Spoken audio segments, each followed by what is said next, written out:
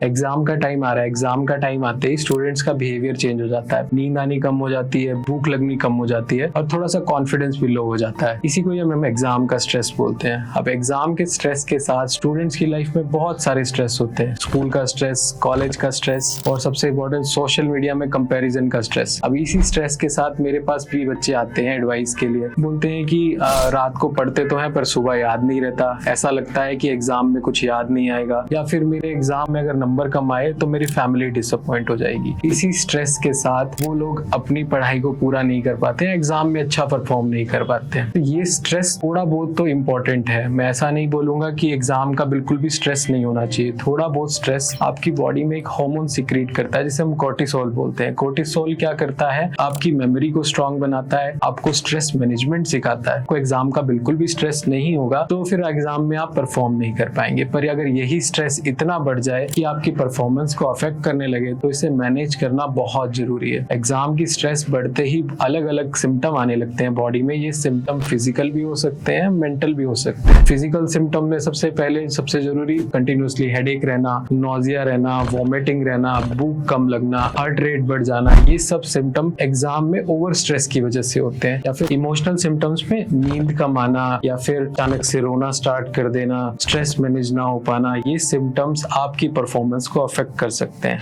अब एक आपके पास एक प्रॉपर प्लानिंग होनी चाहिए जिससे आप अपने स्ट्रेस को मैनेज कर सके। इस प्लानिंग में कुछ चीजें मैं आपको बताऊंगा जिससे आप एग्जाम में कम से कम स्ट्रेस के साथ ज्यादा से ज्यादा परफॉर्म कर पाएंगे। इसमें सबसे इंपॉर्टेंट सबसे पहला है कि आप रैंडम स्टडी बिल्कुल भी मत करें। रैंडम स्टडी स्ट्रेस को हमेशा बढ़ाती है। एक प्लानिंग के साथ स्टडी हमेशा आपको हेल्प करेगी, आपको चीजें याद रखने में हेल्प करेगी। तो एग्जाम का स्ट्रेस मैनेज करने के लिए हमें प्रॉपर प्लानिंग होनी चाहिए। इस प्लानिंग में कुछ पॉइंट्स है जो मैं आपको बताऊंगा। सबसे पहला पॉइंट है कि एग्जाम की प्रिपरेशन के लिए आपको एक गोल सेट करना है। टाइमिंग का गोल सेट करना है और ब्रेक्स का गोल सेट करना है। टाइमिंग एक टाइम पे घंटों तक बिल्कुल भी ना पढ़े, एक 45 to 50 मिनट्स का एक सेशन करें, उसके बाद 10 मिनट्स का ब्रेक जरूर लें। सेशन आप दिन में 4 बार, 5 बार, 6 बार भी कर सकते हैं, पर ये ब्रेक्स बहुत इंपॉर्टेंट है आपके लिए ताकि आपको ओवर स्ट्रेस ना हो और जो आपने पढ़ा है वो आपको याद भी रहे। दूसरी चीज, स्लीप को टाइम वेस्ट की तरह ना देखें, स्लीप को एज अ मेडिसिन यूज करें। जब भी आप एक प्रॉपर 7 से 8 घंटे की स्लीप लेते हैं तो आपने जो भी दिन में या रात में पढ़ा है उसको आपको शॉर्ट टर्म से लॉन्ग टर्म मेमोरी में जाने में बहुत हेल्प मिलती है। जो स्टूडेंट्स मुझे बोलते हैं कि मुझे पढ़ा हुआ याद नहीं रहता, उसका मेन कारण यही होता है कि वो प्रॉपर स्लीप नहीं ले रहे हैं। अगर आप स्लीप नहीं लेंगे तो वो चीज आपको जो आपने पढ़ी है वो कभी भी याद नहीं रहेगी। नेक्स्ट है ब्रीदिंग टेक्निक। ये जो 2 चीजें मैंने आपको बताई कि क्या अपने सेशन करने हैं और कैसे सोना है, उसके बाद कुछ चीजें हैं जो आपको स्ट्रेस मैनेजमेंट में आपकी हेल्प करेगी। ब्रीदिंग टेक्निक में हम रूल ऑफ 4 फॉलो करते हैं। रूल ऑफ 4 क्या होता है, जब भी आपको स्ट्रेस हो रहा है, आपको ओवरवेलमिंग हो रहा है कि मेरे से पढ़ाई नहीं हो रही है या बहुत ज्यादा स्ट्रेस हो जा रहा है, तो आपने 4 सेकंड के लिए ब्रीद इन करना है और 4 सेकंड के लिए उसे होल्ड रखना है, देन 4 सेकंड के लिए एक्सहेल करना है। ये टेक्निक अगर आप 5 to 10 मिनट्स के लिए अपनाएंगे तो किसी भी तरह का स्ट्रेस, किसी भी तरह का एंजाइटी एपिसोड आप कंट्रोल कर सकते हैं। नेक्स्ट है फिजिकल एक्टिविटी। आपको एग्जाम में फिजिकल एक्टिविटी बहुत इंपॉर्टेंट है। कुछ स्टूडेंट्स क्या करते हैं, जैसे एग्जाम आने वाले होते हैं 25 दिन या फिर 30 दिन पहले बिल्कुल ही बाहर निकलना बंद कर देते हैं, फिजिकल एक्टिविटी कम कर देते हैं। तो इससे बॉडी पे नेगेटिव इफेक्ट पड़ता है और आपको जो पढ़ा हुआ है वो याद नहीं रहता है। एक 25 to 30 मिनट्स की फिजिकल एक्टिविटी डेली बहुत इंपॉर्टेंट है आपकी बॉडी को मैनेज करने के लिए, आपके ब्रेन को हेल्दी रखने के लिए। नेक्स्ट जो पॉइंट है बताऊंगा कि आपको स्क्रीन टाइम कम करना है। एग्जाम में जितना स्क्रीन टाइम कम रखेंगे उतना आपके लिए हेल्पफुल रहेगा। ये मल्टीपल तरीके से हेल्पफुल रहता है। स्क्रीन टाइम कम करने से आपको नींद प्रॉपरली आएगी, प्लस सोशल मीडिया में जो कंपैरिजन होता है वो भी कम होगा, तो आपका स्ट्रेस एक कंट्रोल में रहेगा और आपको प्रॉपर तरीके से चीजें याद रखने में हेल्प मिलेगी। नेक्स्ट जो पॉइंट है वो है प्रॉपर न्यूट्रिशन। अब बच्चे क्या करते हैं, एग्जाम के चक्कर में खाना पीना कम कर देते हैं या फिर कैफीन का अमाउंट बहुत ज्यादा बढ़ा देते हैं। टी कॉफी का अमाउंट आपने एग्जाम टाइम में मिनिमम टू मिनिमम रखना है। कैफीन जो है आपके ब्रेन की मेमोरी की कैपेसिटी होती है उसे कम कर देता है। तो अगर आप